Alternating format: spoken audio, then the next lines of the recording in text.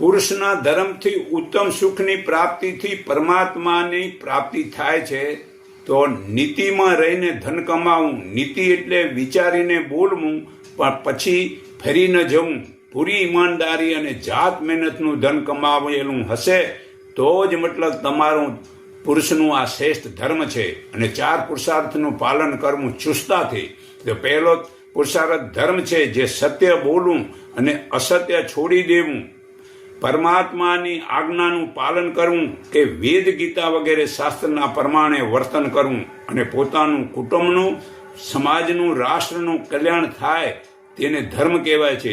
બીજો પુરુષાર્થ ધન, કોઈ પણ છળ કપટ દગો વગેરેના વ્યવહાર છોડીને પૂરી ઈમાનદારીનું ધન કમાવવું, તે ઘરમાં લાવવું. ત્રીજો પુરુષાર્થ જે ઈમાનદારીથી ધનનું ભોજન ખાઈ પોતાની સપત્નીને ઋતુદાનની ભાવનાથી ભક્ત દાતારીને સુરવીર સંતાન બનાવવા. અત્યારે હાથમાં ક્રિકેટના દંડા પકડીને જે મતલબ રખડ્યા રાખો છો તેનાથી રાષ્ટ્રનું કલ્યાણ નહીં થાય. દુશ્મનોના હાથમાં બંદૂકો છે, ઘરમાં મતલબ એક લાકડીએ ઊંધી જમી છે નહીં, તો એ ક્રિકેટના દંડાથી કંઈ રક્ષણ થવાનું હોય. અને ચોથો પુરુષાર્થ મોક્ષ માટે જન્મથી મૃત્યુ વગેરે સંસારના સર્વે દુઃખો, રોગો, ભય, બંધન વગેરે છોડીને પરમાત્માના આનંદમાં હંમેશા લીન રહેવું, તે મોક્ષ કહેવાય છે.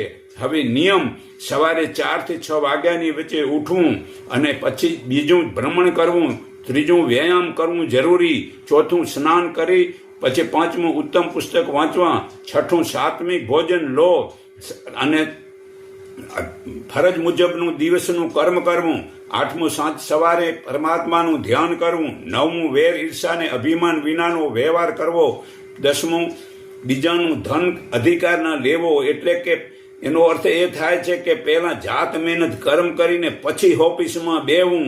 11મું કુટુંબ, સમાજ, રાષ્ટ્રની ઉન્નતિ માટે સંગઠિત ત્યાગ, તપ, સેવા ભાવના રાખવી. 12મું ઉત્તમ કર્મ કરવા કે જે પોતાના મા બાપનું ખરાબ નામ બદનામ ન થાય તેવું વર્તન કરવું. 13મું આત્મનિરીક્ષણ કરવું કે મારા વ્યવહારથી મારા મા બાપ, વડીલ, ઘરના વગેરેને દુઃખ તો થયું નથી ને, એ યાદ કરીને એવું વર્તન કરો કે એ કેમ ખુશી થાય એવું વર્તન કરવું. 14મું જ્ઞાનીનો સત્સંગ સાંભળવો. 15મું ઉત્તમ ગુણ, કર્મ અને સ્વભાવ જીવનમાં ઉતારવા માટે તપ એટલે ધ્યાન કરવું.